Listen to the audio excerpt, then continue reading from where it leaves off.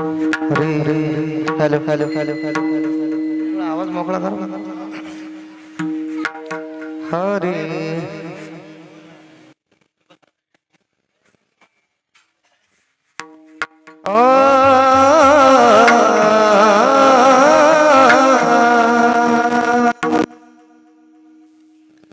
भोळे भाविक है जुनाट चांगले भोळे भाविक है जुनाट चांगले भाविक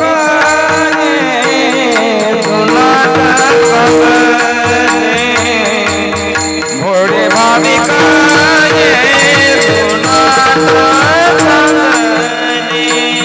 भोळे भाविक है जुनाट चांगले भोळे भाविक है जुनाट चांगले भोळे भाविक है जुनाट चांगले भोळे भाविक है जुनाट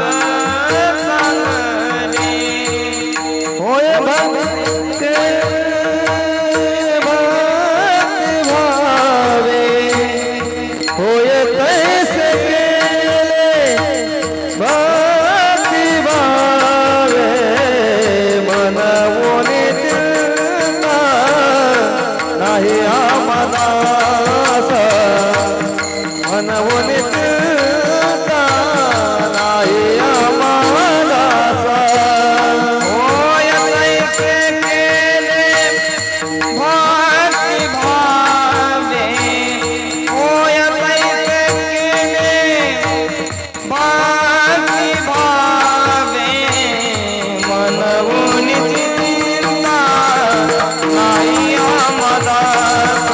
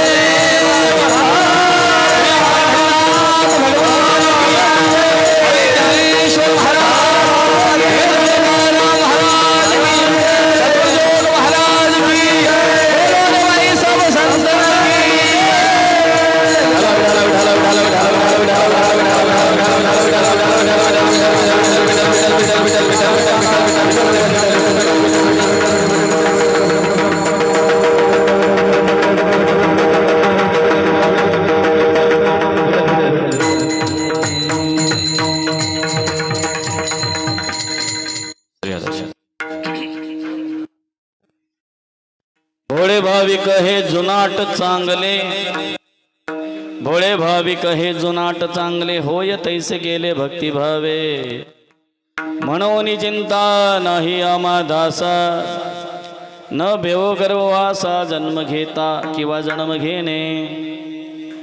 आपुलिया इच्छा करू गदारोळ, आपुलिया इच्छा करू गदारोळ, असो सर्व काळ सर्व सुखी.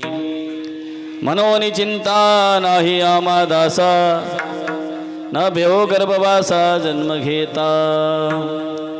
तुका म्हणे आम्हा देवाचा सांगत, नाही विसंगत.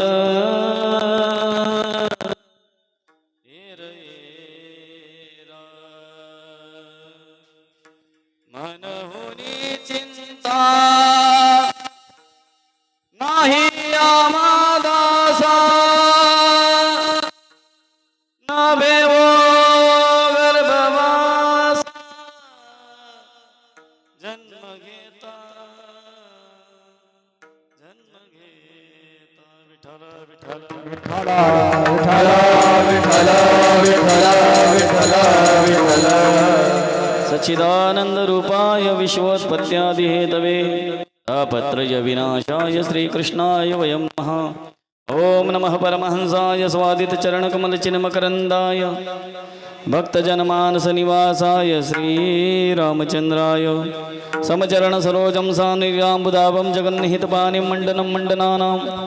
तरुण तुलसीमाला कंद्रं गंजनेत्रं सदैतवलासं विठ्ठलं चिन्तयामि. श्री सीतानाथ समारंभां श्रीरामानंदार्य मध्यमाम् अस्मदाचार्य पर्यन्तां वंदे श्री गुरु परंपरा. गुरुर्ब्रह्मा गुरुर्विष्णु गुरुर्देवो महेश्वरः, गुरुर्साक्षात् परब्रह्म तस्मै श्री गुरुवे नमः. मनोजवं मारुततुल्यवेगं जितेन्द्रियं बुद्धिमतां वरिष्ठं वातात्मजं वानरयुतमुख्यं श्रीरामदूतं शरणं प्रपद्ये. राधा सध्यं साधनं यस्य राधा, मंत्रो राधा मंत्रदात्री च राधा. सर्वं राधा जीवनं यस्य राधा, राधा श्रीराधा वाचिकिं तस्य शेषम्.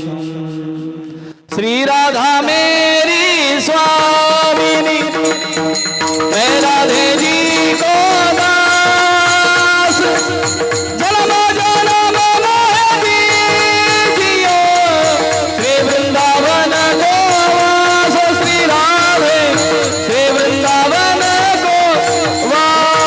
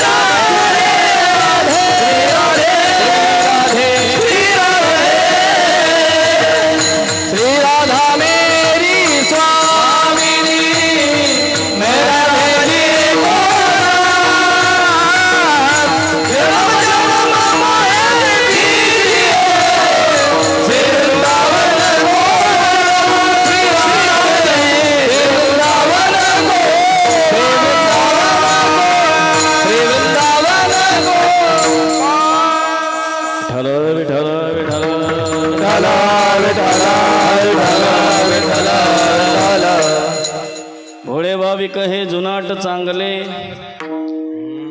भोळे भाविक हे जुनाट चांगले होय तैसे केले भक्तिभावे मनोनी चिंता नाही आमा दासा न भेवो गर्भवासा जन्म घेता. प्रस्तुत प्राप्त स्थळी प्राप्त प्रसंगी कीर्तनासाठी म्हणून दाखवलेला अभंग श्रीमंत श्री जगद्गुरु तुकाराम महाराज यांचा असून या अभंगामध्ये तुकोबरायांनी पांडुरंगाचं वर्णन केलं आहे. पण आजच्या निमित्ताला अनुसरून या अभंगातून आपण दत्तात्रयांचं वर्णन कसं करता येईल याचा प्रयत्न करू. विठ्ठल विठ्ठल विठाला विठाला विठाला विठाला विठाला विठाला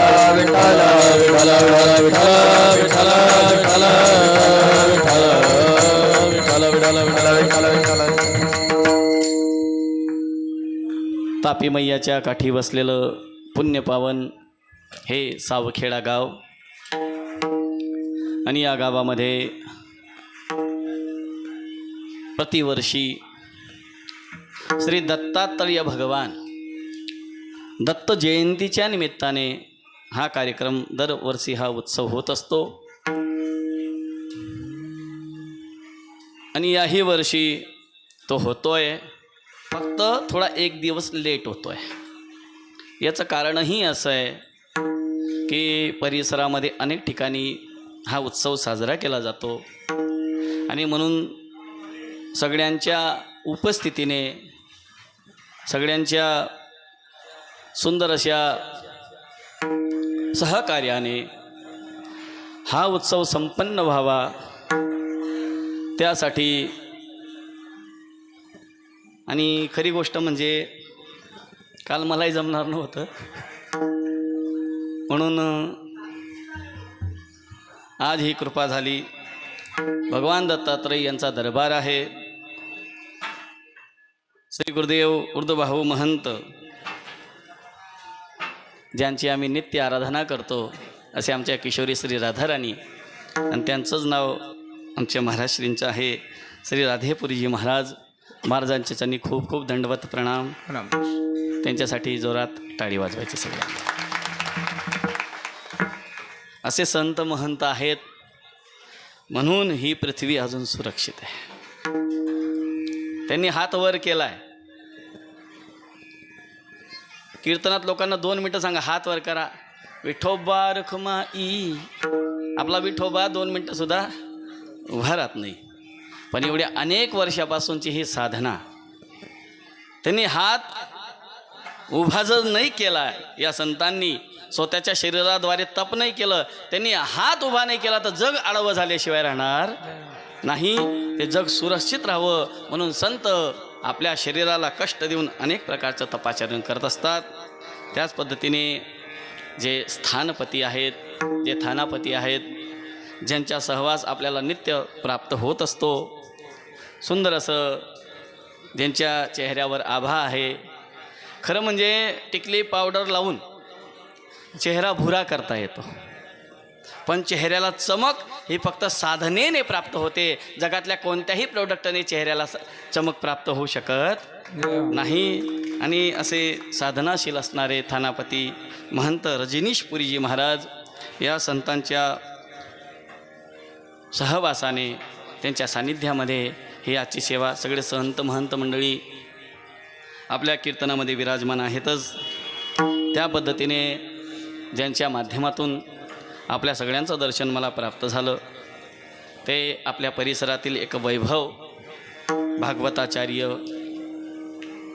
शिवपुराणाचार्य, रामायणाचार्य, पुन्हा ते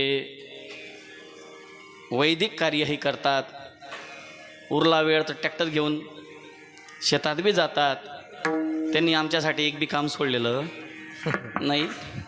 फक्त त्यांनी लग्न नाही केलं हे आमच्यावर उपकार झाले, नाही तर मग त्यांनी आम्हाला कधीच मागं टाकलं असतं. पण ते अजूनही मागंच टाकलं आहे त्यांनी.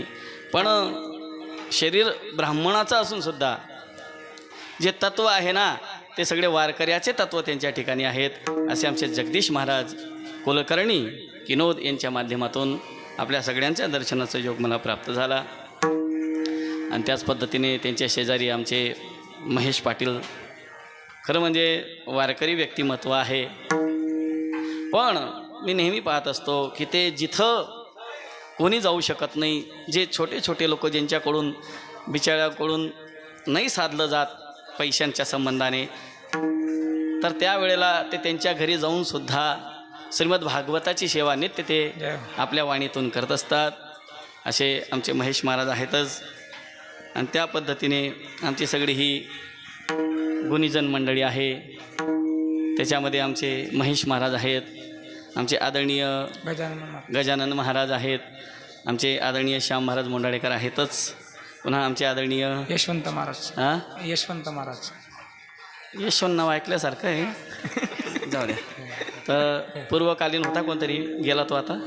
तर आता सध्या विद्यमान असणारे यशवंत महाराज आहेत, आमचे प्रथमेश महाराज आहेत, आणि आधी करून सगळे परिसरातील मंडळी आहेत. आपले 10 वाजले, 1 तासामध्ये जसं आपल्याला सेवा करता येईल तसं सेवा करण्याचा प्रयत्न. विठ्ठल विठ्ठल विठ्ठल विठ्ठल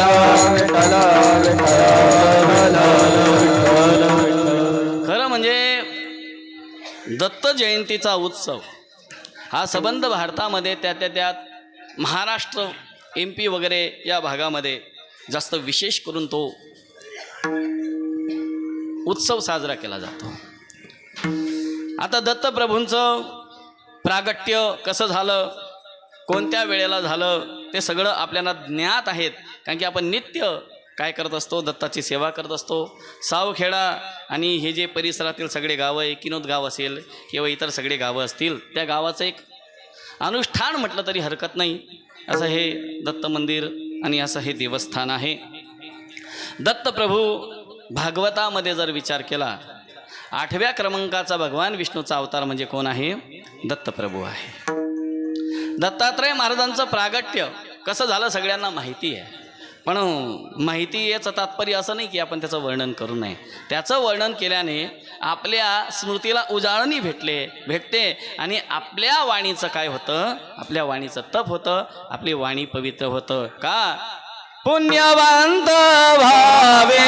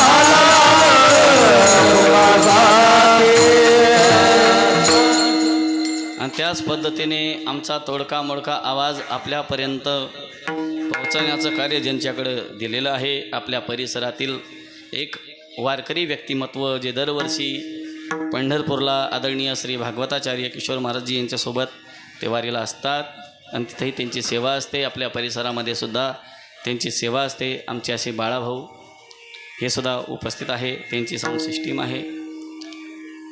तर पुण्य मिळवायचं असेल तर संतांचं नाव घेतलं पाहिजे. संतांच्या नामस्मरणाने वाणी अत्यंत पवित्र होते. पण आमचं प्रारब्ध असं आहे, आपलं पाप असं आहे, नेघे माझी वाचा तुटी, पण ते घेऊ वाटत नाही. महालाभ आहे आणि तोही फुकासाठी.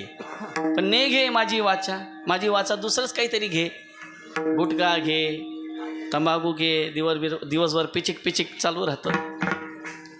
माझ्यानं तुम्ही काय हसता, तुमचं बी चालू राहतं ना. जो लाभ आपण आपल्या वाणीने घेतला पाहिजे तो लाभ आपण घेत नाही. पण कमीत कमी घरी नाही घेत काही हरकत नाही, पण कीर्तनात तरी तो लाभ विठ्ठल विठ्ठल विठ्ठल विठ्ठल विठ्ठल विठ्ठल. तर भगवान दत्तात्रय, दत्त या शब्दाचा अर्थ होतो एकाग्रता. दत्त चित्त म्हणतात त्याला. त्यांची माता, त्यांची मातेचं नाव सांगता येईल कोणाला? हा काय? अनसुया. जर दत्त जन्माला घालायचा असेल तर माया अनसुया असावी लागते. अनसुयाचा शब्द अर्थ असूया, जिच्या ठिकाणी असूया नाही. असूया म्हणजे काय? असूया म्हणजे मत्सर, असूया म्हणजे द्वेष, असूया म्हणजे निंदा. जर आपल्या जीवनामध्ये निंदा नसेल, आपलं जीवन निर्मत्सर असेल, नवे नवे भक्ती करण्याचा अधिकार त्यालाच आहे ज्याचं जीवन निर्मत्सर झालंय. कोण्याही जीवाचा न घडो मत्सर, कोण्याही जीवाचा न घडो मत्सर, कोण्याही जीवाचा न घडो मत्सर, कोण्याही जीवाचा न घडो मत्सर, कोण्याही जीवाचा न घडो मत्सर, कोण्याही जीवाचा न घडो मत्सर, कोण्याही कोण्याही देवाचा न घडो मत्सर.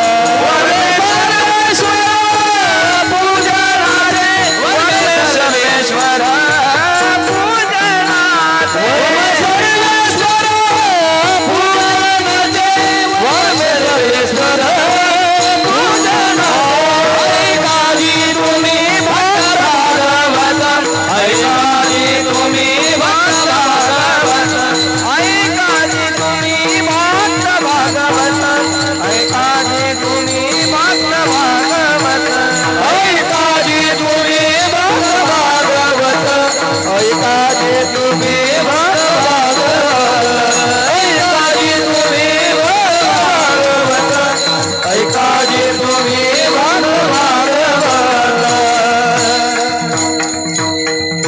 संतवाणी आहे. तुकाराम महाराज म्हणतात, जोपर्यंत तुमच्या जीवनात मत्सर आहे, भागवत ऐकून काय त्या भागवताचार्याला उघडून उघडून पिऊन जरी गेले तरी नरकातच जाणार आहेत, काहीच होणार नाही जीवनात. म्हणून पहिले मत्सर करू नका. भांडे उपटले तरी चालते पण मत्सर करू. विठ्ठल विठ्ठल विठ्ठल विठ्ठल विठ्ठल विठ्ठल. भागवतात स्पष्ट सांगितलं, धर्म प्रोजित कैत्र उत परमो निर्मत्सराणाम सताम वेद्यम वास्तव मात्र वस्तु शिवदम तापत्रयन मूलनम. श्रीमद भागवते महामुनी कृते किंवा परे ईश्वरः सद्य हृदय वरुद्ध ते कृती सुश्रूषभित तत्क्षणात. भागवताचा जर अधिकारी कोणी असेल तर तो निर्मत्सराणाम सताम. त्याचं आणि निर्मत्सर जीवन. मच्छर नाही बरं मायांनो. ते म्हणणार महाराज मच्छर मच्छर सांगत होता. नाही, मच्छर जो बाहेरून चावतो तो मच्छर आहे, आणि जो आतून चावतो ना तो मत्सर आहे. आतून बाहेरून चावणाऱ्या मच्छराला कछवा जलाव, मच्छर भगाव, गुड नाईट लगाव, उसको भी गुड नाईट कर दो, चालतं. पण आतल्या मत्सराला, मत्सराची व्याख्या शास्त्राने सांगितलं, परोत्कर्ष असहनम इति मत्सराः. दुसऱ्याचा उत्कर्ष पाहिला आणि जर समजा पोटात जर काही गडबड झाली तर समजायचं ते काय आहे? मत्सर आहे. एक व्यक्ती सकाळी उठल्याबरोबर त्याचं सवय होती, सकाळी उठला ब्रश घेऊन तो अंगणामध्ये बसायचा. सकाळी तो उठला, त्याने ब्रश घेतला, दात घासता घासता शेजारी पाहिलं, शेजारी त्याच्या नवीन गाडीची न्यू फोर व्हीलरची पूजा करत होता. तो ब्रश तोंडातच राहिला आणि अचानक त्याला खालीवर व्हायला लागलं. पोटात अत्यंत जोरात कळ आली. तो डॉक्टरकडे पळत गेला. डॉक्टरला म्हटला, डॉक्टर साहेब खूप पोट दुखतंय. डॉक्टरांचं तर जे प्रोसिजर असतं, उलतं कर पालतं कर, जी बुगडायला लाव, डोळे पाहे सगळं केलं. बाबा पोट कशामुळे दुखतंय?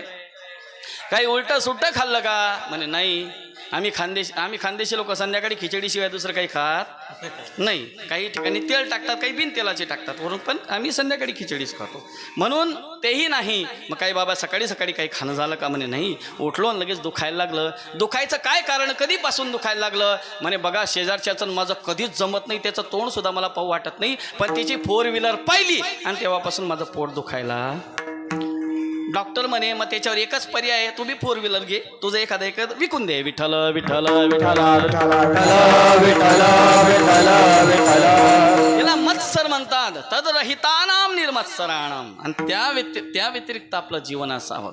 नाहीतर जीवनामध्ये कितीही पुण्य करू द्या, पण निंदा असेल तर ज्ञानोबराय म्हणतात अशेषही येती निंदकापाशी येती अशेषही पापे. जेवढे सगळे पाप आहे जे तुम्ही केले नाही ते सुद्धा तुमच्याजवळ आल्याशिवाय राहत नाही. म्हणून दत्तात्रयांची माता अनसुया याच्यावरून बोलत होतो. आणि पिताजींचं नाव काय होतं?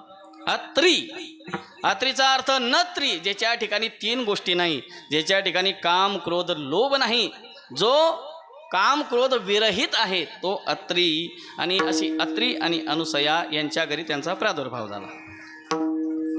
कथा तुम्हाला माहिती आहे की लक्ष्मीजींनी 3 देवतांना पाठवलं आणि 3 देवतांनी सांगितलं की परीक्षा घेण्याच्या दृष्टीने की तुम्ही आम्हाला भोजन द्या, पण आमची एक अट आहे की तुम्ही निर्वस्त्र होऊन आम्हाला भोजन वाढावं.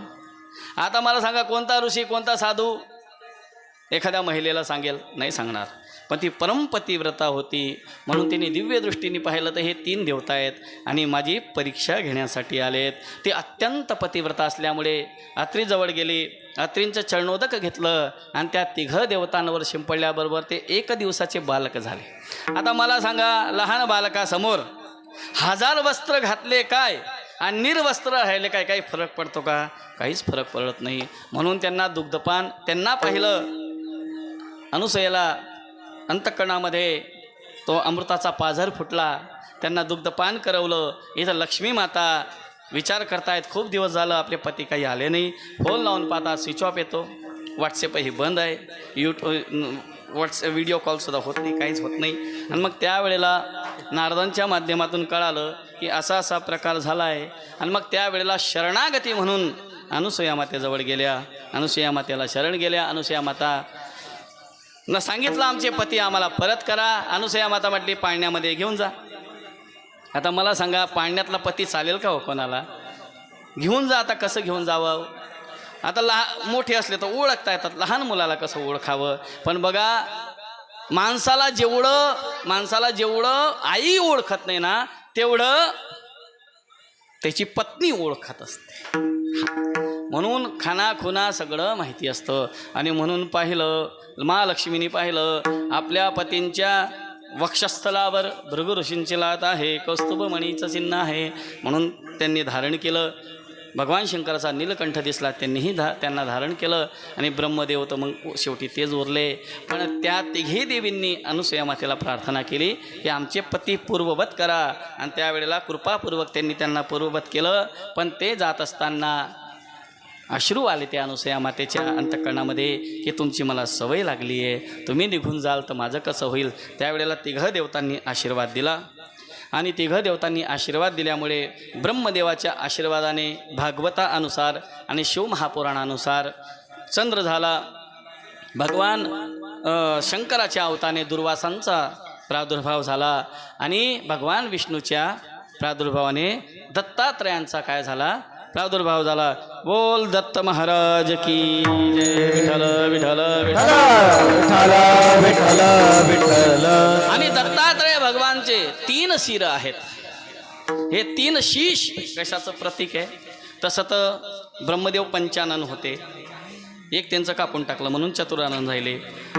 शिवमहापुराणामध्ये भगवान शंकरही पंचानन आहेत. रावण दशानन होता, काही षडानन आहेत, काही सप्तानन आहेत, अनेक अनन. तसं हे त्रिमुखधारी आहेत.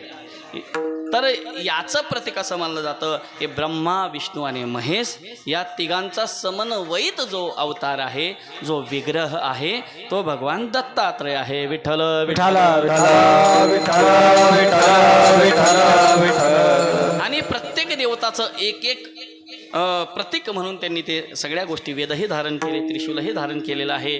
दत्तात्रयांच्या पाठीमागं कोण उभे आहे? म्हैस दत्तात्रयांच्या पाठीमागं काय आहे? उभी आहे. बरेच लोक हा म्हणतात, पाहून तर घ्या कोण उभी आहे? म्हैस आहे. मग कोण उभी आहे? कोणती गाय? जर्सी गाय. हां, दत्तात्रयांना जर्सी गाय काय होती? तेव्हा जर्सी गायच नव्हती. मग आपल्याकडे कोणती गायी आहेत? म्हशी नाही तर जर्श्या. विठ्ठल विठ्ठल विठ्ठल ही जी गाय आहे ना, ही जी गाय आहे ते पृथ्वीचं प्रतीक आहे. वत्सरूपी पृथ्वी ब्रह्म्यापाशी जाय. म्हणून ज्या ज्या वेळेला पृथ्वीला दुःख होतं ना, ते पृथ्वीचं काय करते, आपले गायीचं काय करते. आणि या जगाचा आधार जर कोण असेल तर ती गोमाता आहे. आणि भगवान दत्तात्रयांच्या समोर 4 आहेत. कोण? तुम्ही मूर्तीला पाहतात का नाही, का नुसतं सेल्फी आणि फोटोज काढत बसतात? कोण आहेत? श्वान आहेत. कोण आहेत? श्वान. माग गाय आहे आणि पुढं श्वान आहे. याचं कारण काय मी सांगणार आहे, का की मलाच सांगण्यासाठी बोलवलंय. मला काही दुसरे कामधंदे बी नाही आहे. नाही म्हणता कुशाल तुम्ही लोक? विठ्ठल विठ्ठल विठ्ठल विठ्ठल विठ्ठल विठ्ठल विठ्ठल. आपल्या भारतीय सनातन संस्कृतीमध्ये पद्धत आहे की सगळ्यात श्रेष्ठ प्राणी आहे गोमाता आणि सगळ्यात कनिष्ठ प्राणी आहे कुत्रा. तर गाई मातेपासून तर कुत्र्यापर्यंत आपण मानव आहोत. तर आपण सगळ्यांचं काय केलं पाहिजे? सगळ्यांना कापून कापून खाल्लं पाहिजे. बकरे असो कोंबडे असो, हे त्याच्यातलं तात्पर्य का? सगळ्यांचं संरक्षण करण्याची जबाबदारी आपली आहे का? भगवान परमात्माने सगळ्यात हुशार मानवाला बनवलंय. आणि जर मोठा भाऊ असेल तर मोठा भाऊ लहान्यांना काय करतो? मोठा भाऊ लहान्यांचं काय करतो? संगोपन करतो, त्यांना प्रेम देतो, त्यांचा सांभाळ करतो का काळ्या पिशवीत भरून येतो? नाही ना. तर आपल्या सनातनमध्ये संस्कृती आहे. आमचे सद्गुरुदेवही सांगतात, पहिली रोटी गैया की और आखरी रोटी कुत्ते की. म्हणून सगळ्यांचं संरक्षण. आणि मानव त्याची मर्यादा विसरलाय. मानव संरक्षण करत नाहीये, तो प्रकृतीच्या विरोधामध्ये जातोय. आणि म्हणून थंडीच्या दिवसात सुद्धा पाऊस पडतोय, पावसाच्या दिवसात सुद्धा ऊन पडतंय. याचं कारण आपणच आहोत. आणि लक्षात ठेवा, असंच चालू राहिलं तर आमचे सद्गुरुदेव भगवान सांगतात 2032 पर्यंत कमीत कमी 75% लोक भारतातले मेलेले असतील, एक बी जिवंत राहणार. विठ्ठल विठ्ठल विठ्ठल. आपल्या भारताची संख्या आहे 135-40 करोड काहीतरी आहे. तर फक्त 35 करोड लोक राहणार आहेत. 100 करोड लोक 2032 पर्यंत जाणार आहेत. म्हणून ज्यांच्या गळ्यात माळा आहे, भगवंताचं नाव आहे, जो सनातनी आहे तो राहील. आणि उभे आडवे गेल्याशिवाय राहणार नाही. विठ्ठल विठ्ठल विठ्ठल.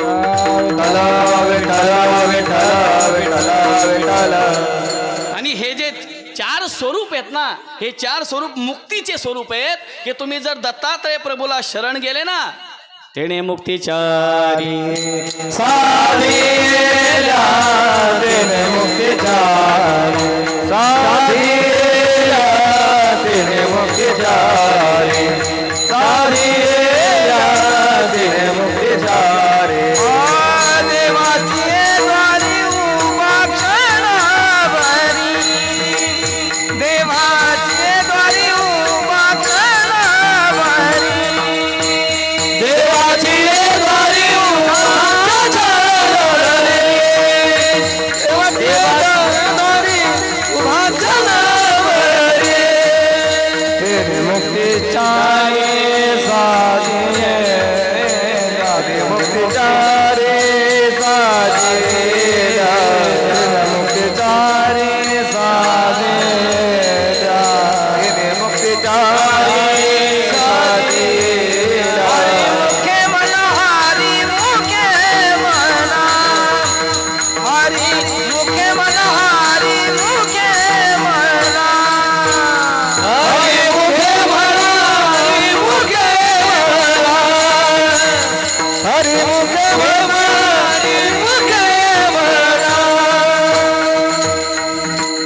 जर तुम्ही दत्तात्रयाच्या मंदिरामध्ये उभे राहिले तर तुम्हाला 4 मुक्ती साधेल्या. तसं त्याच्यातलं तात्पर्य नाही. मंदिरात उभे राहिले, 4 मुक्त्या भेटल्या, ते काही नुक्ती आहे का भेटायला? मुक्ती येते. मग त्याचं तात्पर्य काय? लक्षात घ्या, देवाच्या दारात सांगितलेलं आहे, देवळाच्या दारात नाही सांग. देवाचं दार काय आहे? ज्ञानाचा कुरुठा तेत सेवा हा दारवंटा स्वाधीन करी सुबटा ओळगोनी. जीवनामध्ये जर सेवा असेल, ते आपल्या सनातन धर्माची सेवा असेल, आपल्या देवाची सेवा असेल, आपल्या गोमातेची सेवा असेल, इतर प्राण्या मात्र्यांची सेवा असेल, तर सेवेने जीवाचं काय होतं? भज सेवायाम. काय सांगितलेलं आहे? भूत दया गाई पशुचे पालन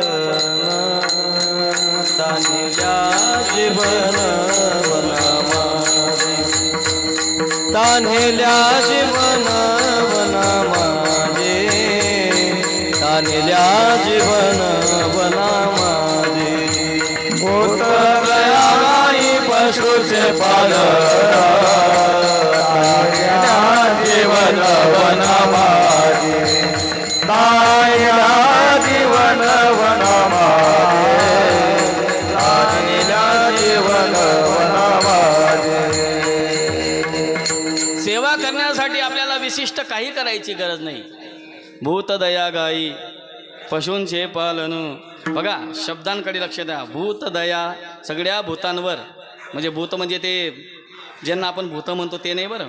भूत म्हणजे आपण सगळे जे जे भेटे भूत ते मानिजे भगवंत, आपण सगळे भूतच आहोत. महाराज एवढा सुंदर नरदेह मिळून जर मुखामध्ये राम येत नसेल तर आपण भूत नाही तर कोण आहे? कारण की भूतही रामाचं नामाला घाबरतात. म्हणून भूत दया, भूतांवर दया करा, गायीचं पालन करा आणि पशूंचं काय करा? भूत दया गायी पशूंचे पालन. बघा गायीला पशु म्हटलेलं नाही, गायी पशुचे पालन असं नाही. गायी वेगळं आहे आणि पशु वेगळी आहे. गायीला पशु म्हणू नये. गाय पशु नसते. गो मैया से क्या नाता है, मैया हमारी माता है. म्हणून या सगळ्या प्राणी मात्रांवर दया करणं. पूर्वीचे बघा ना, आपली संस्कृती बघा. पूर्वी लोक जलाशय असलं की छोटे छोटे असे कणकाचे गोळे करायचे, त्याच्यामध्ये टाकायचे. आमच्या पूर्वीच्या बऱ्याच माया बसलेल्या आहेत. जर घरामध्ये, मायांनो खरं सांगा, घरामध्ये जर मुंग्या निघाल्या तुम्ही काय करायच्या? एक तर गव्हाचं पीठ किंवा साखर काय करायच्या?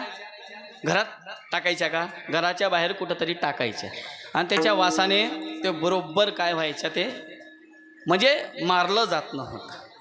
आणि आता घरात मुंग्या नको द्या. आमची सुशिक्षित सुनबाई काय करते? असा खडू घेऊन येते आणि सगळं काय करते? सगळ्यांना मारून टाकते. जर मुंगीवर सुद्धा आपल्याला दया येत नसेल तर मग काय आपलं जीवन आहे? म्हणून या सगळ्या गोष्टींचा विचार केला पाहिजे. ते त्यांच्याकडे पाहिल्यानंतर या सगळ्या गोष्टी आपल्याला दिसतात. म्हणून सगळ्या भूत दयेवर आपण काय केलं पाहिजे? दया केली पाहिजे, त्यांची सेवा केली पाहिजे. जर त्या परंपरेचा जर आपण विचार केला, जो निर्गुण निराभास, जो निर्गुण निराभास, जेतोनी उद्भव शब्द ब्रह्मास, जेतोनी उद्भव सकल ब्रह्मास, आदि नारायण मनते त्यास, आदि नारायण मनते त्यास, जो सर्वांचा गुरु कयाचा ब्रह्मा कयाचा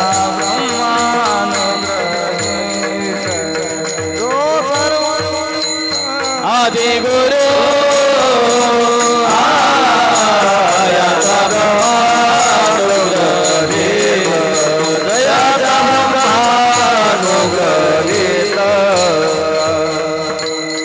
जे आदि नारायण आहे तयाचा ब्रह्म अनुग्रहित, ब्रह्म अत्रिस उपदेशित, अत्रे पाद प्रसादित श्री अवधूत दत्तात्रय परंपरा सहस्राजून यदु दुसरा जनार्दन शिष्य तिसरा खेळा कलियुगी जनार्दन कृपेस्तव तव जान सबळ निरसले भवबंधन जनार्दन संपूर्ण झाले संपूर्ण परंपरा.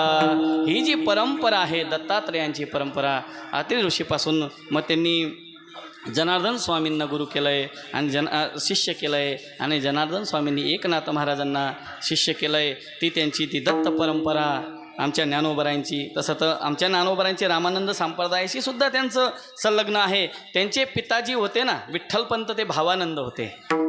आद्य गुरु श्री रामानंदाचार्य भगवान त्यांचे ते शिष्य होते. आणि श्री रुक्मिणी आई साहेबांची आणि रामानंदाचार्य भगवंताची भेट झाली आणि त्यांचं नाव भावानंद ठेवलं होतं. पण त्यांना पुन्हा गृहस्थ जीवनामध्ये पाठवलं. आणि लहान तोंडी मोठा घास घेतोच, गिळला गेला तर गिळला गेला, जे असेल ते. जर एका दृष्टीने विचार केला तर वारकरी संप्रदायावर जर कोणाचे उपकार असतील जास्त, वारकरी संप्रदायाला जर माऊली कोणी दिली असेल ते आमच्या रामानंदाचार्य भगवंतांनी माऊली दिलेली आहे. जर त्यांनी भावानंदला परत पाठवलं नसतं तर ज्ञानोबराय आलेच नसते. ज्ञानोबराय आले नसतं ते ज्ञानेश्वरी आली नसती. ज्ञानेश्वरी आली नसती तर ज्ञानोबरायांनी या सगळ्या संप्रदायाचा समन्वय वारकरी संप्रदायामध्ये केलाच नसता. विठ्ठल विठ्ठल विठ्ठल विठ्ठल विठ्ठल विठ्ठल. म्हणून ही सगळी परंपरा, या सगळ्या गोष्टी खूप बोलता येईल, पण अभंग जरा वेगळ्या पद्धतीचा घेतलेला आहे. त्याच्यावर आपण अल्प वेळेमध्ये चिंतन मांडायचं. इथं स्वयंपाक झाला की आपलं चिंतन तरी 11 वाजेपर्यंत आपली वेळ आहे. 10:30 वाजले. चिंता करू नका. सकाळी नाश्ता नाही केला ना, करून आले, जोपर्यंत नाश्ता जिरत नाही तोपर्यंत हा म्हणा, जिरला का असं म्हणा. हां झालं महाराज.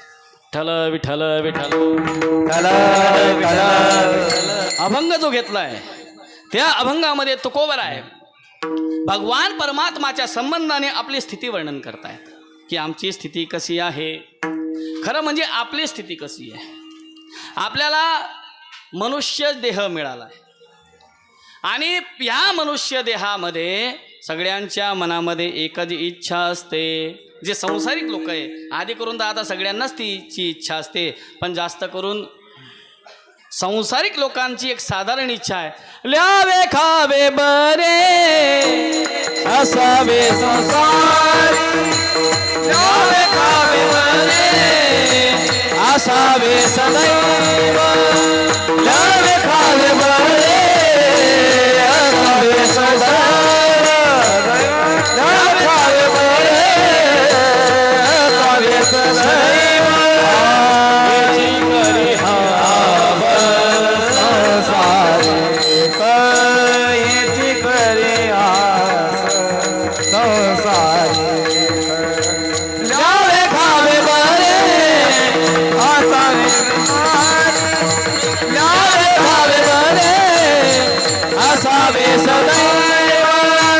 याची करी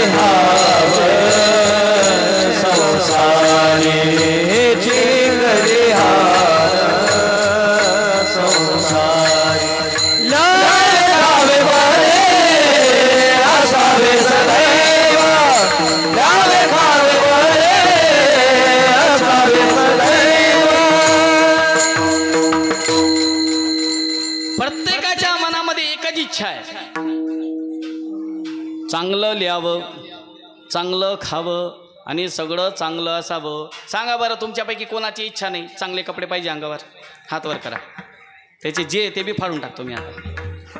हां, चांगलं वाटतं ना सगळ्यांना? चांगले कपडे पाहिजे, चांगलं लिहावं, चांगलं खावं, का शिळं पाकं खावं? बाशी तुकडे कोणाला खावेसे वाटतात?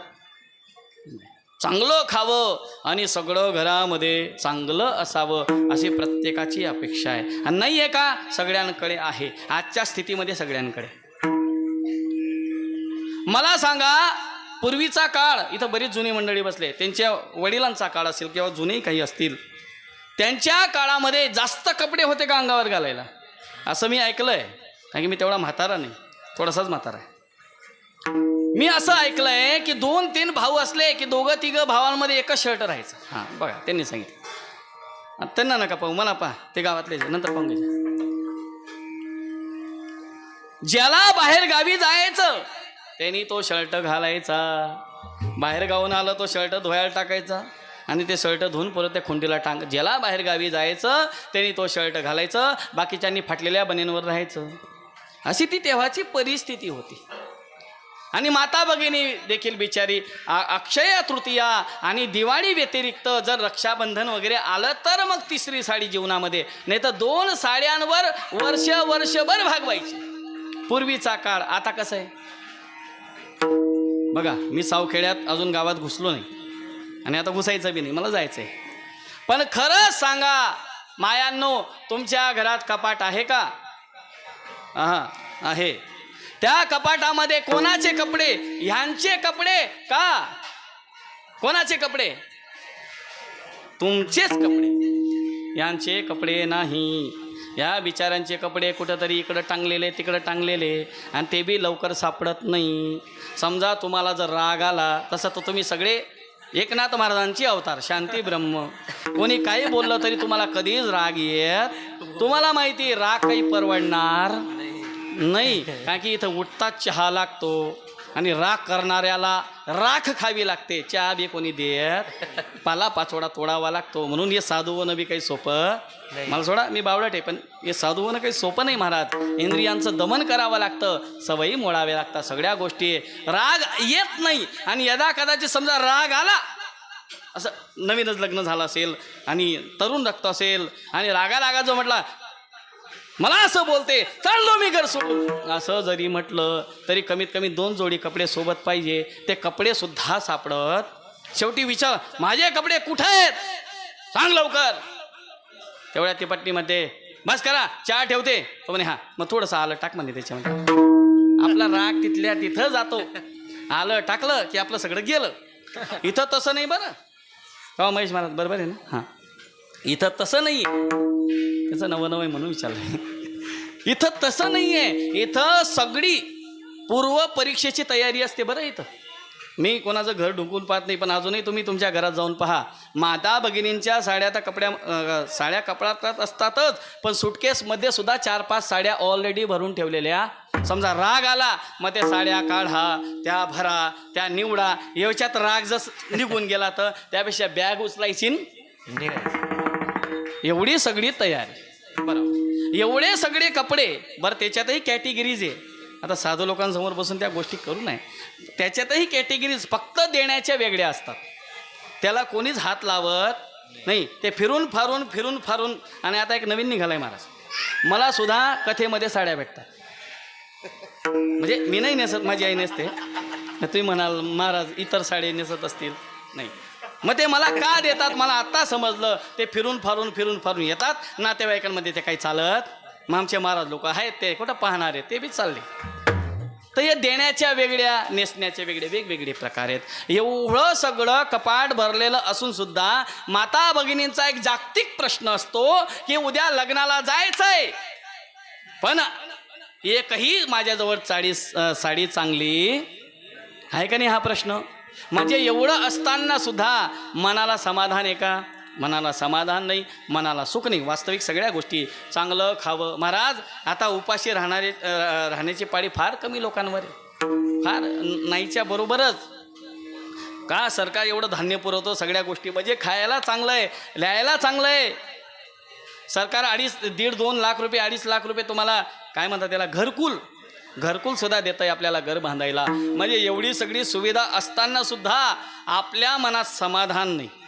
का समाधान नाही, याचं कारण अभंगाच्या 2ऱ्या चरणात दिलेलं आहे. मनवून चिंता नाही आम्हादासा, चिंता नाही आम्हादासा, नव्यो गर्भवासा जन्म घेता, नव्यो गर्भवासा जन्म घेता. मनवून चिंता नाही आम्हादासा, मनवून चिंता नाही आम्हादासा, नव्यो गर्भवासा जन्म घेता, नव्यो गर्भवासा जन्म घेता.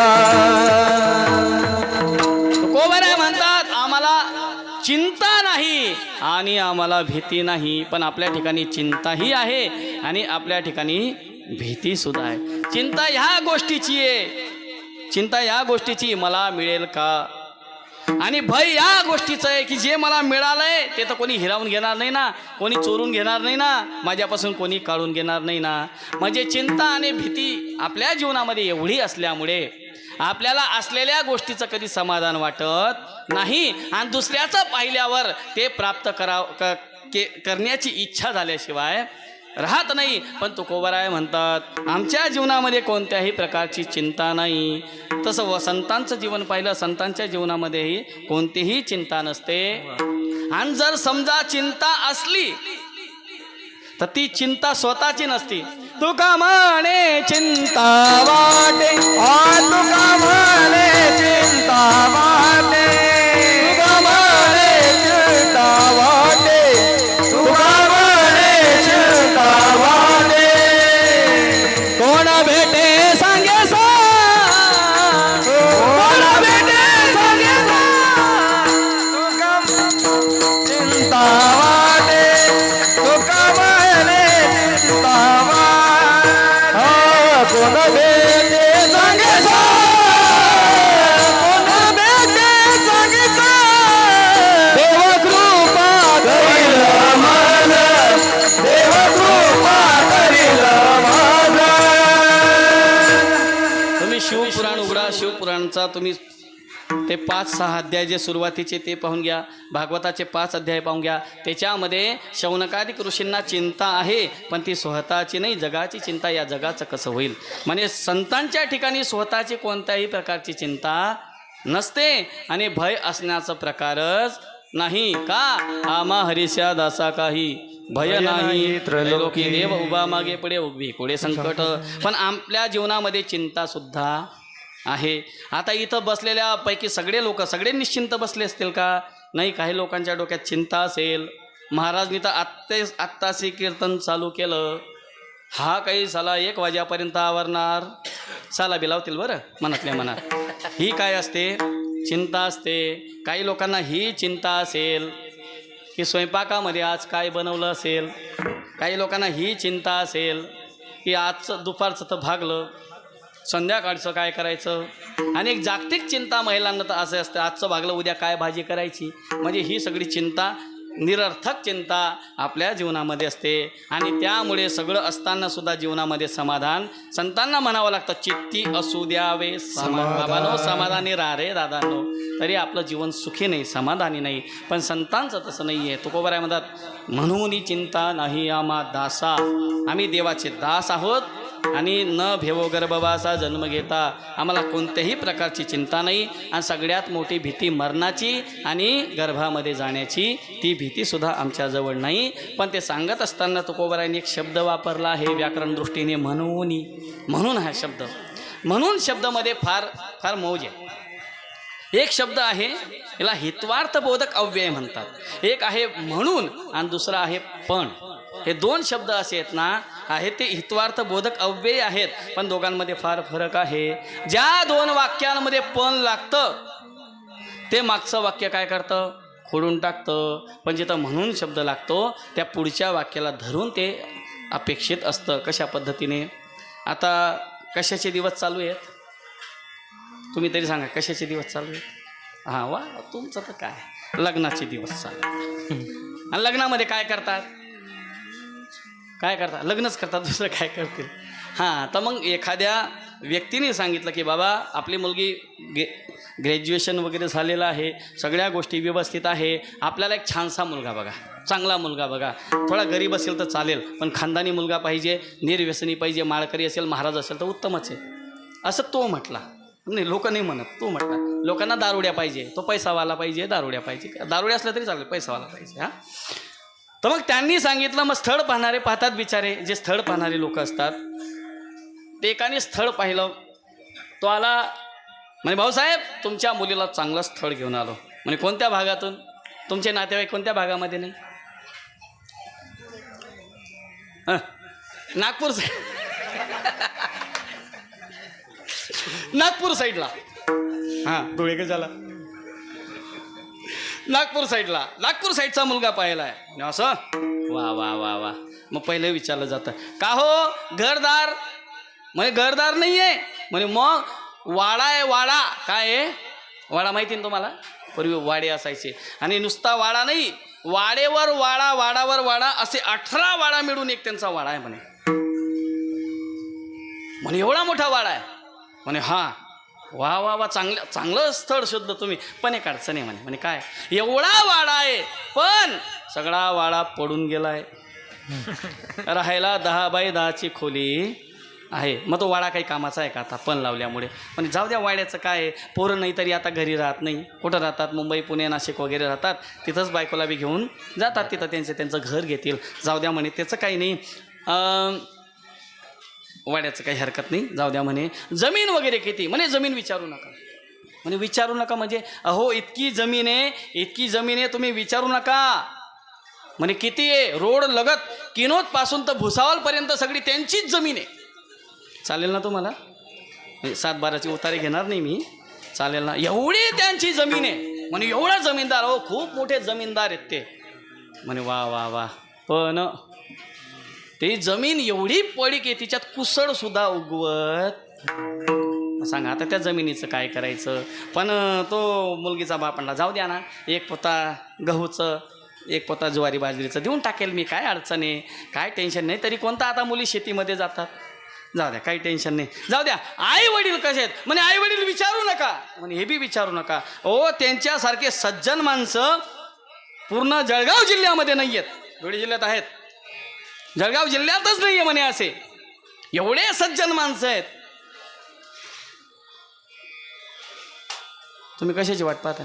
शिरावण्याची? कशाची? पण असे माणसं जळगाव जिल्ह्यात शोधून सापडणार ना. जळगाव ना भुसावळ कुठंच नाहीये. पण त्याची आई बी सावत्र आहे आणि त्याचा बाप बी सावत्र आहे. विठ्ठल विठ्ठल विठ्ठल.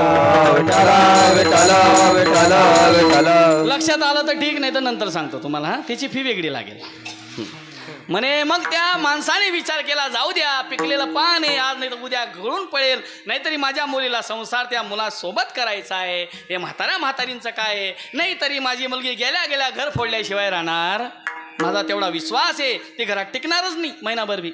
म्हातारीचं काय आहे, ते जाऊ कुठं बी. म्हणे मुलगा कसा आहे? प्रॉपर मुलगा? म्हणे मुलगा तर 1 नंबर आहे, 1 नंबर मुलगा आहे. इतका सुंदर मुलगा आहे, इतका देखणा मुलगा आहे. एवढं नाक डोळे वगैरे एकदम त्याचे सुंदर काळे भोर केस, त्यांनी काही असे मेहंदी रंगवलेले नाही. एकदम सुंदर मुलगा, चांगला मुलगा आहे, सुशिक्षित मुलगा आहे.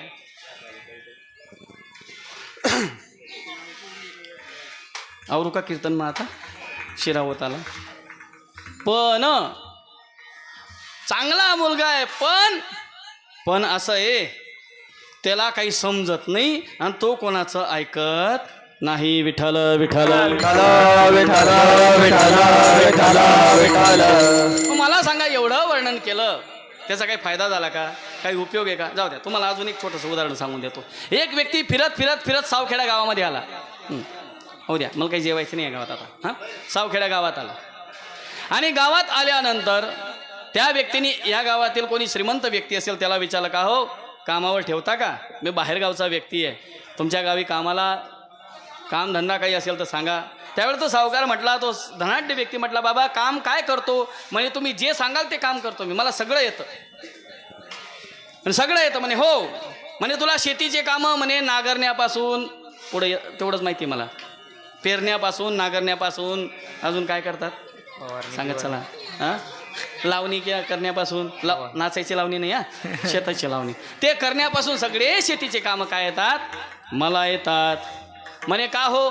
घरातले कामं म्हणे माझ्याकडून लादी पुसून घ्या, माझ्याकडून झाडू मारून घ्या, माझ्याकडून कपडे धुवून घ्या, माझ्याकडून भांडे घासून घ्या, माझ्याकडून स्वयंपाक करून घ्या, नवरा बायकोचं भांडण लावून घ्या, कोणतंही काम मला सांगा, मी सगळे कामं करायला काय आहे तयार आहे. म्हणे ठीक आहे, आमच्या गावाला सप्ताह होत असतो, कधी कधी मृदुंगाची अडचण येते म्हणे, म्हणजे मृदुंग वाजवणाऱ्याची गायकांची. म्हणे मला मृदुंगही वाजवता येतो, मला गायनही करता येतं, आणि समजा एखादा विठ्ठल डास नाही आला तर मला डासही मारता येतो, म्हणजे मला कीर्तनही करता येतं. का रे तुला एवढं सगळं? म्हणे मला काय येत नाही, मला सगळं येतं. मग बाबा तुला काही व्यसन, तंबाखू गुटखा? म्हणे मला काडीचंही व्यसन नाही, मी तंबाखू खात नाही, मी सिगरेट पित नाही, मी बिडी पित नाही, मी सुपारीचं खाण मी बडीशोपसुद्धा खात नाही. अरे बापरे, एवढं? सगळे काम हो.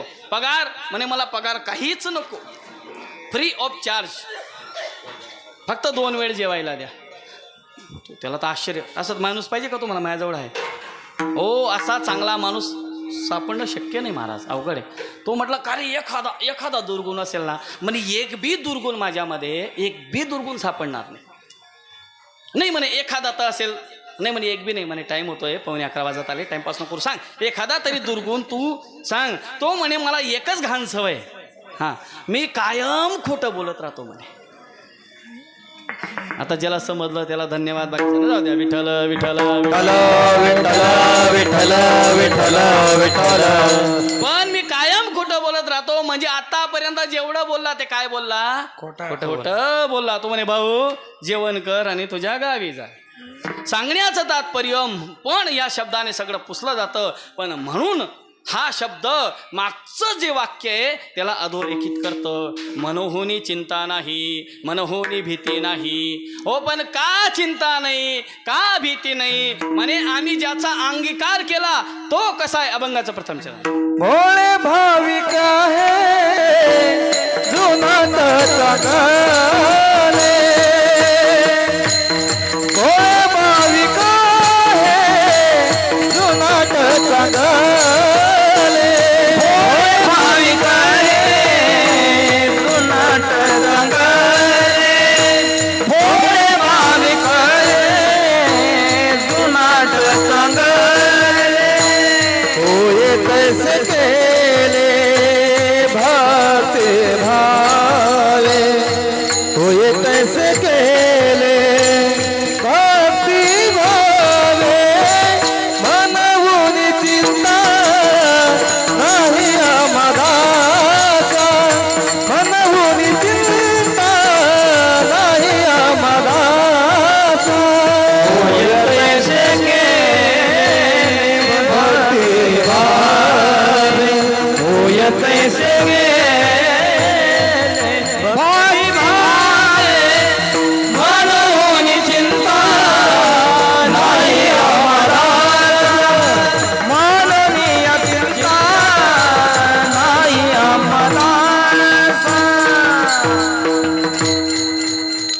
महाराज दत्तात्रयाला जो शरण गेला ना त्याला कशाची चिंता नाही, कशाची भीती नाही, त्याला काही घाबरण्याचं कारण नाही. जो भगवंताला शरण जातो भगवान परमात्मा निश्चितच त्याला मोक्ष देतात, त्याचं जीवन निश्चिंत करतात. तुकोबारांना विचारलं का हो तुम्ही काय एवढं स्वतःला निश्चिंत समजताय? त्यांनी सांगितलं. मग त्यांनी डायरेक्ट वर्णन नाही केलं. कधी कधी मर्यादा असते, नाव नाही घेतलं जात, मग काय केलं जातं? वर्णन केलं जातं. एका मुलीचं नवीनच लग्न झालं आणि नवीन लग्न झाल्यानंतर त्या मुलीला मैत्रिणींनी विचारलं का ग तुझा पती कोण आहे? ती लाजली. म्हणजे पूर्वी लाजायचे बरं, मुलगी सासरी जाताना रडायची आणि नंतर लाजायची. आताचं काही मला माहिती नाही, पण पूर्वी तसा प्रकार होता. आणि म्हणून तिने लाजली, खाली मान घातली. ती म्हटली अगं ते 5-6 लोक बसले, त्याच्यामध्ये तो सफेद टोपी घातलेला तुझा मिस्टर आहे का? म्हणे नाही. त्यांनी अशी बारीक बारीक दाढी ठेवलेली, तो तुझा घरचा आहे का? म्हणे नाही. मग त्यांनी लाल टोपी घातली, तो तुझा आहे का?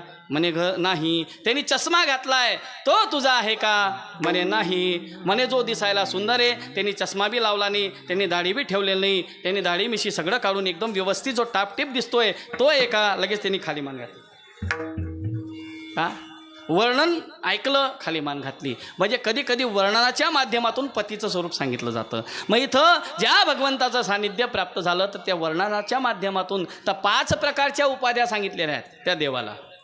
आणि तुकोबराय तुम्हाला तर माहिती आहे कोणाचे भक्त आहेत? ते विठ्ठलाचे भक्त आहेत, ते पांडुरंगाचे भक्त आहेत. आणि तो पांडुरंग कसा आहे? तो भोळा आहे, तो भाविक आहे, तो जुनाट आहे. भक्तीने जसा केला तसा तो होतो. भोळे भाविक हे जुनाट चांगले. चौथा तो चांगला आहे आणि भक्तिभावनेने जसं केलं तसा तो होतो. आता एक लक्षण सांगायला अर्धा तास मला पाहिजे, तर तेवढा मी घेणार नाही. भोळावरच सगळा गोळा करण्याचा काय करेल मी प्रयत्न करेल. पण तत्पूर्वी वारकरी संप्रदायाच्या अनुसार सगळ्यांनी मुखाने टाळी आणि हाताने नामचिंतन करायचं आहे. तर मला हात वर करून सांगा, कोण कोण मुखाने टाळी वाजवणार? हात वर करा. कोण कोण? एवढे सगळे लोक मुखाने टाळी वाजवणार आहेत. वाजवून दाखवा बरं मला बी. वा वा. मुखाने टाळी, मुखाने बोमलता येतं. टाळी वाजवता येत नाही, मग हाताने टाळी आणि मुखाने नाम विठोबा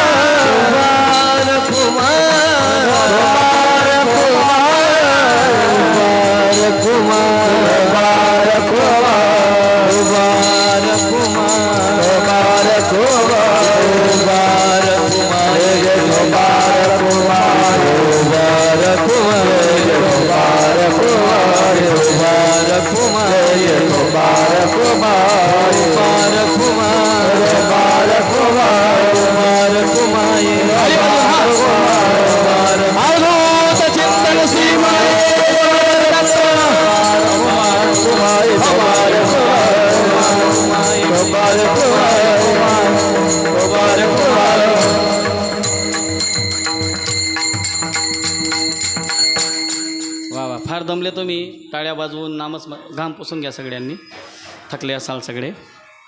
बऱ्याच लोकांनी टाळ्या सुद्धा वाजवल्या. चांगलं आहे, नका वाजवू, काही अडचण नाही आहे, नका वाजवू. देव बी पाहिल. माझ्या कीर्तनात टाळी वाजवली नाही का, याला टाळी वाजवण्याचाच कायमचा कार्यक्रम देऊन टाकतो. विठ्ठल विठ्ठल विठ्ठल विठ्ठल विठ्ठल विठ्ठल. तो भगवान परमात्मा भोळा आहे असं तुकोबराय म्हणतात. बरं, हे वर्णन कोणाबद्दल चालू आहे? विठ्ठलाबद्दल चालू आहे. कोणाबद्दल? विठ्ठलाबद्दल. आणि विठ्ठल कोणत्या पद्धतीने भोळा आहे आपल्याला आत्तापर्यंत काही समजलं, पण तुकोबराय खुशाल भोळा म्हणतात. आता यदा कदाचित प्रेमाच्या भरात सासूबाई कधी कधी जावयाचं वर्णन करून टाकते की माझा जावई असा आहे तसा आहे, अमुक आहे ढमुक आहे. तो नसला तरी ती वर्णन करते, अतिशोक्ती वर्णन करते, सांगत असते. मग तुकोबराय अतिशोक्तीचं वर्णन करतायत का? विठ्ठलाला भोळा कस काय? हां, तो देखणा आहे, सुंदर आहे, बाकी ठीक आहे ना. तो भोळा कस काय? पहिली गोष्ट, भोळा कोणाला म्हणतात? भोळ्याची व्याख्या सांगतो तुम्हाला. ज्याला कोणीही फसवतं, व्यवस्थित आहे का, ज्याला कोणीही फसवतं मात्र जो कधी कोणाला फसवत नाही त्याला काय म्हणतात? भोळा म्हणतात. विठ्ठलाला कोणी फसवू शकतं? अख्ख्या जगावला फसवू शकतो. चतुरा तो शिरोमणी, त्याला कोण फसवणार आहे? आणि जर भोळा या देवाच्या बाबतीत जर विचार केला तर तुमच्या डोळ्यासमोर कोणता देव येतो जो भोळा आहे? भोलानाथ से निराला कोई और नहीं, उनका डमरू डम डम बोले, अगम निगम के भेद खोले, ऐसा डमरू बजाने वाला कोई और नहीं, भोलानाथ से निराला. तो भगवान शंकर नुसता भोळा नाही आहे, भोळांचा नाथ आहे, नाथ. मग भगवान शंकर भोळा आहे, त्याला भोळा म्हटलं चालेल. आणि भगवान शंकर खूप भोळा आहे. आता शिवपुराणात तुम्ही ऐकलं असेल, शिवपुराणामध्ये अनेक कथा आहे. महाराज, रावणाने ज्या घराचं पूजन केलं आणि दक्षिणेमध्ये ते घरच मागितलं आणि भगवान शंकराने देऊन टाकलं, एवढं तुमच्यापैकी कोणी भोळा आहे का? लोक घरी नेतात आणि दाखवतात, महाराज हे माझं एवढं मोठं घर, हे बघा 100 पोते गहू तुमच्या पायाच्या आशीर्वादाने, 200 पोते ज्वारी तुमच्या पायाच्या आशीर्वादाने, एवढा ऊस तुमच्या पायाच्या आशीर्वादाने, एवढी केळी तुमच्या पायाच्या आशीर्वादाने. त्याला सांगितलं 2 पोते गाडी टाकतो का महाराज, घर होतो का? एवढं बोळं कोणी नाही. बरं, नुसतं या म्हणायच्या गोष्टी आहे, पण भगवंतांनी स्वतःचं घर देऊन टाकलं. हो, शिवरात्रीच्या संबंधाने अभंगांमध्ये वर्णन येतं, स्वतःची पत्नीसुद्धा देऊन टाकली भगवान शंकरांनी. आणि भगवंतांनी मोहिनी रूप धारण करून त्या पार्वती मातेचं रक्षण केलं. शिव महापुराणामध्ये स्वयं रुरुदो योगीश असं स्वतः वर्णन केलं आहे. स्वतःच्या लग्नामध्ये भगवान शंकर सगळ्यांना रडताना पाहून स्वतः रडायला लागले. मला सांगा, लग्नामध्ये कोण रडलेलं आहे तुमच्यापैकी? लग्नानंतरचं विचारत नाही बरं मी, लग्नामध्ये सांगतोय. लग्नामध्ये फक्त नवरी रडते का? नंतर ते रडवते. विठ्ठल विठ्ठल विठ्ठल विठ्ठल विठ्ठल विठ्ठल. भगवान शंकराच्या बाबतीत हा विचार आपण करू शकतो की तू भोळा आहे. विठ्ठल कस काय भोळा आहे? तर एखाद्या शब्दाचा जर अर्थ लागत नसेल तर काही पद्धतीने त्याचा अर्थ लावावा लागतो. आता अर्थ लावण्याच्या अनेक पद्धती आहेत. काही शब्दशः अर्थ लावला जातो. कमल पाणी आण. कमलताई उठू नका बरं कोणी, फक्त मी वाक्य सांगितलं, नाही तर जाईल हांडा घे महाराज पे. याच्यामध्ये काही अर्थ लावायची गरज नाही. हे शब्दशः अर्थ लागतो. काही ठिकाणी लक्ष्यार्थ घ्यावा लागतो. काय घ्यावा लागतो? लक्ष्यार्थ. एक नवीनच एक मुलीचं लग्न झालं, ती सासरवाडीला गेली, काही पाहुणे येणार होते. ती अत्यंत सुशिक्षित होती, जास्तच शिकलेली होती.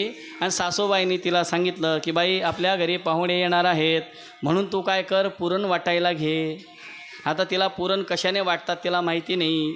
ती शिजवलेली डाळ ते सासूबाईंनी सुनबाईला दिली आणि इथं सासूबाई काही कामाला गेली आणि सुनबाई सगळ्या गल्लीत पुरण वाटून आली. आता मला सांगा, पुरण वाटायला सांगितलं होतं का? पुरण वाटायला सांगितलं होतं, पण शब्दाचा अर्थ लक्षात नाही आला. किंवा आपलं जर डोकं दुखायला लागलं, आपण मेडिकलमध्ये जातो, काय म्हणतो? ओ मेडिकलवाले दादा कशाची गोळी द्या. हां, म्हणजे पहिलेच दुखतंय आणि त्यात कशाची गोळी पाहिजे? डोकं दुखायची. जरी आपले बोलणं उलट आहे, पण तो बरोबर अर्थ लावतो आणि डोकं बंद व्हायचीच आपल्याला काय देतो? तो तात्पर्य लावून घेतो. किंवा तुमच्या गावाला किती दिवसाने पाणी येतं? तापी काठी आहे तर रोज येत असावं बहुतेक, रोजच असेल ना पाणी. काय तापी मैया आहे, तुम कृपा आहे. पण समजा असं धरा, माझी जीभ काळी आहे, 15 दिवस पाणी झालं नाही, असं समजा, आणि नदीतून पाणी आणावं लागतंय. 15 दिवस काही पाईपलाईन फुटली, काही मोटर शिलगली, काय प्रकार झाला असेल काहीतरी. 15 दिवस पाणी आलं नाही. आणि समजा 15 दिवसानंतर जर पाणी आलं तर सगळ्या माता एकमेकांना काय म्हणतात? काय आलं, काय आलं, काय आलं? काय उन्हात? काय तुमच्या उन्हात म्हणतात ना? काय उन्हात? नाही उन्हात. नाही उन्हात म्हणजे का पुण्यात गेले होते? नाही, उन्हात नाही, नळ आले म्हणजे काय आलं? पाणी आलं. ते त्याच्यातलं तात्पर्य हे झालं लक्ष्यार्थ. आणि काही गुणार्थाने लक्ष लावावा लागतो. असं एक उदाहरण देतो. आता सध्या बिबट्याचा फार तुमच्याकडे सुकाळ अजूनही आहे का? फार जोरात आहे. त्याचा उपकार आहे, तो दिवसा कीर्तनाला येत नाही. नाही तर मीच पहिले गाडीत पळून गेलो असतो.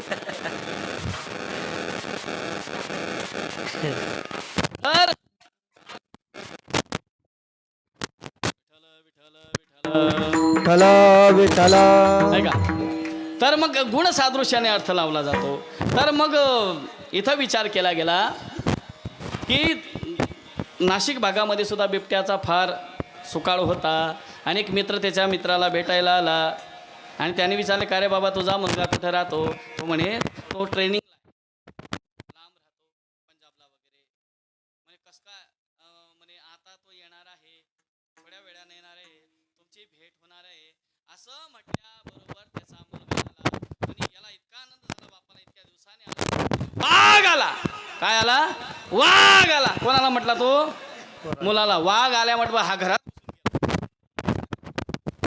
बाहेर निघ. नाही म्हणे वाघ आला. अरे वाघ आला म्हणजे ज्याला शेपूट आहे, ज्याला मिशी आहे, तो माझा मुलगा वाघ नाही आला. वाघासारखं शौर्य ऐश्वर्य ज्याचं आहे तो माझा मुलगा वाघ आला. हे जसं गुणसादृश्याने अर्थ लावला जातो तसं भोळा कोणाला म्हणतात? फक्त एक उदाहरण देतो संपवतो.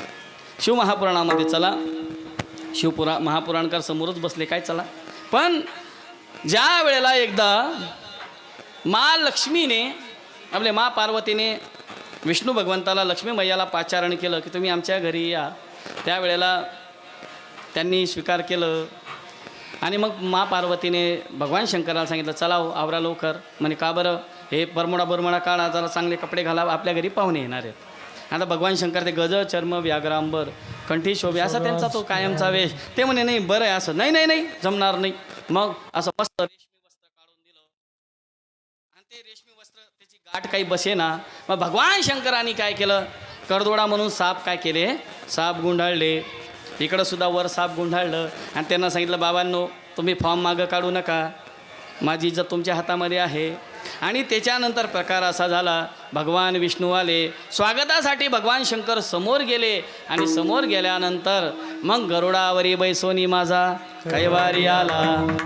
आणि गरुडावर भगवान परमात्मा खाली उतरले आणि गरुडाने भगवान शंकराच्या गळ्यात वगैरे इकडे तिकडे साप पाहिले म्हणे आपल्या नाश्त्याची व्यवस्था झाली. आणि त्या सापांनी पाहिलं म्हणे गरुड आपल्याला काही आता ठेवत नाही, त्यापेक्षा काय करू, जे होईल ते होईल, आपण घरी पळून जाऊ. सगळे साप निष्ठून गेले आणि भगवान शंकराची अवस्था झाली की ते निर्वस्त्र झाले.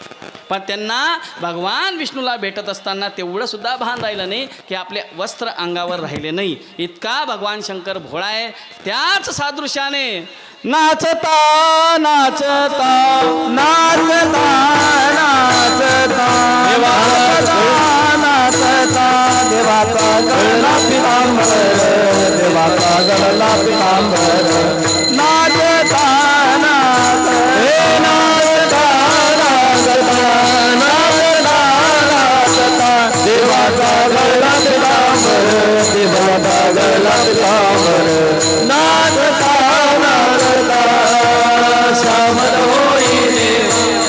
सावर होई देवायचे बोले कबीर, सावर होई देवायचे बोले कबीर. नामदेव कीर्तनाकारी, नामदेव कीर्तनाकारी, पुढे देवनाचे पांडुरंग, पुढे देवनाचे पांडुरंग. नामदेव कीर्तनाकारी, नामदेव कीर्तनाकारी, नामदेव कीर्तनाकारी, पुढे देवनाचे पांडुरंग, पुढे देवनाचे पांडुरंग. नामदेव कीर्तनाकारी. म्हणजे तो विठ्ठल भोळा नाहीच आहे, पण ज्या वेळेला भक्तांच्या जवळ तो जातो ना, आपला सगळा अहमपणा मोठेपणा सगळं विसरून जातो. नाचण्या कुदण्यामध्ये एवढा तल्लग्न होऊन जातो की अंगावरच्या कपड्याचं सुद्धा भान राहत नाही. म्हणून भोळे आहे, देवभाविक भाविक होतो, दासांचा सेवक आहे. तो गोमटा आहे, तो चांगला आहे. आणि जसं भक्तिभावनेने केला तसा तो होतो. आणि असा भगवान परमात्मा आमच्या पाठीमागं असल्यामुळे आपुली या इच्छा करू गदारूढ, असो सर्व काळ सर्व सुखी. महाराज, एखाद्या मोठ्या माणसाचा हात असेल ना तर माणूस उड्या मारतो. आणि हा जगाचा नियंता, जगाचा मालक, याचा हात आमच्यावर असल्यामुळे आपुली गायनाचे उडे, आपुली या छंदे मनाचे आनंदी आवडीने.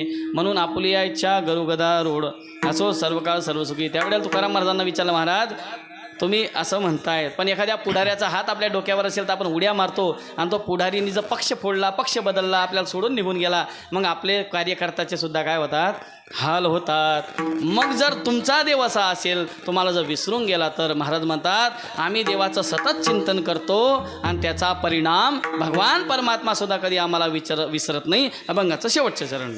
तुका म्हणे आम्हा देवाचा सांगते, तुका म्हणे आम्हा देवाचा सांगते, तुका म्हणे आम्हा देवाचा सांगत, तुका म्हणे आम्हा देवाचा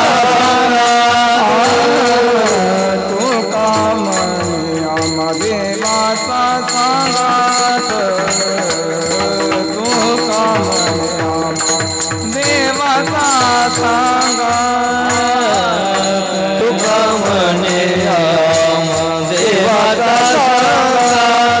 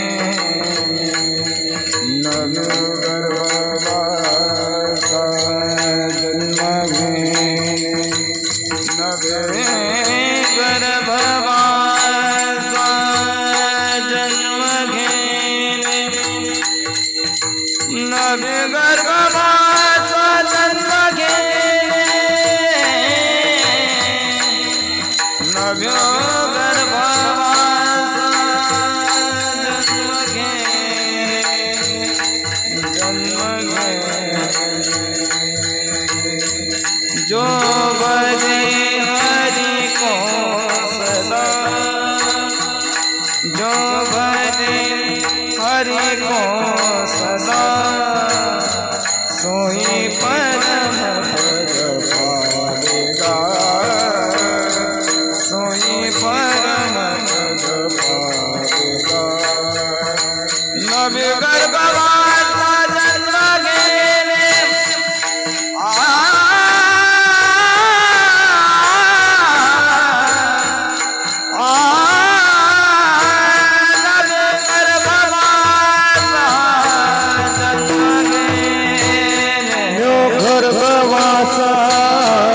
जन्म घेणे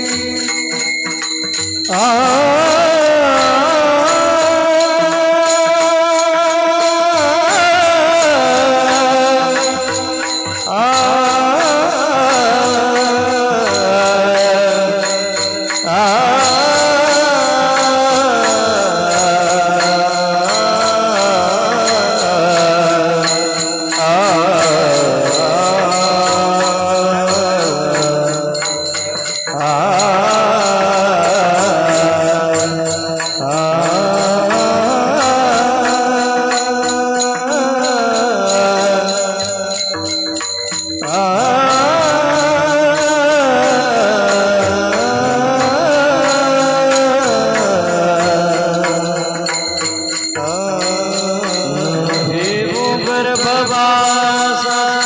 जन्म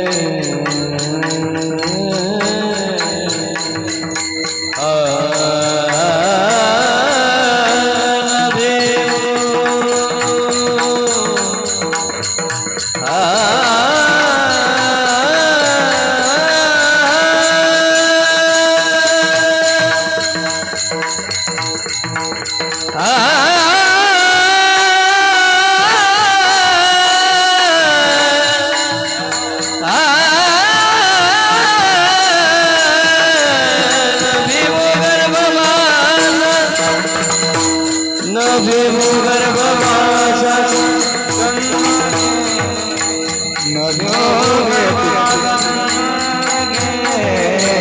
मन होणे जिंदाला नाही आम्हाला ज्ञानेश्वर माऊली ज्ञानराज माऊली ज्ञानेश्वर माऊली ज्ञानराज माऊली महाराज ज्ञानेश्वर माऊली ज्ञानराज माऊली ज्ञानेश्वर माऊली ज्ञानराज विस्तारा तुका म्हणे आम्हा देवाचा सांगात नाही विसंबत एरैरा. जर आपण दत्तात्रय भगवंताला विसरलो नाही तर ते सुद्धा आपल्याला कधी विसरणार नाही. मनोनी चिंता नाही आम्हा दासा. आणि दासांनी कधी चिंता आणि भीती बाळगू नये. भगवान परमात्मा सदैव आपल्यासाठी उभा आहे. झालेली सेवा सगळ्यांचे आराध्य भगवान दत्तात्रय प्रभू, उपस्थित संतांमध्ये आदरणीय श्री महंत श्री राधेपुरीजी बाबा, तसेच थानापती श्री रजनीशपुरीजी महाराजजी आणि सगळे संत मंडळी, भक्तिमती माता, भक्तिमती पिता, आमचे सगळे टाळकरी, सगळे सहकारी मंडळी, सगळ्यांच्या चरणी सेवेला अर्पण करतो. सेवेला पूर्ण विराम देतो. न्यूनते पुरते अधिकते सरते करून घ्यावे तुमते विनोतो असे. पायाच्या प्रसादे काही बोलिलो विनोदे.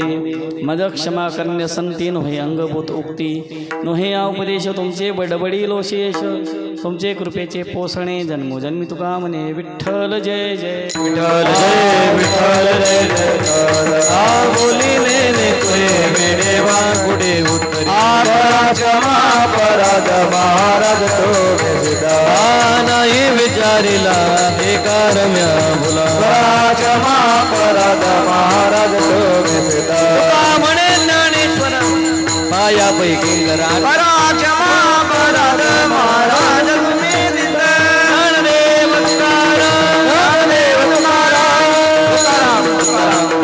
कुंडली कवरदार विठ्ठल ज्ञानदेव. धन्यवाद महाराज. आमच्या विनंतीला मान देऊन आपण इथपर्यंत आलात. त्याबद्दल संपूर्ण आश्रम